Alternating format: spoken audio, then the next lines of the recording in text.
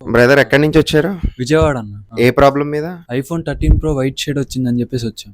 Okay. మన దగ్గరకు రాకముందు మామూలుగా మీరు ఎక్కడైనా చూపించారా? చూపించాం. ఆప్ట్రానిక్స్ కి తీసుకెళ్ళాము. ఓకే. వాళ్ళు ఫస్ట్ ఫ్రీ ఆఫ్ కాస్ట్ తో చేస్తున్నారు యాపిల్ వాళ్ళకి మెయిల్ పెట్టి. ఓకే.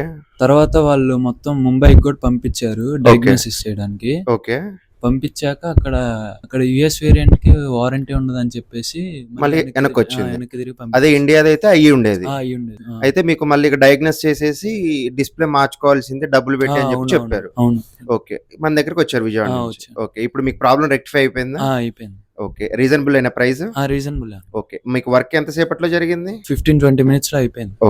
సర్వీస్ సెంటర్ లో ఆప్ట్రానిక్స్ లో చూపించారు కదా, చూపించిన తర్వాత సరే సెకండ్ ఒపీనియన్ కోసం ఏమన్నా విజయవాడలో ట్రై చేశారా?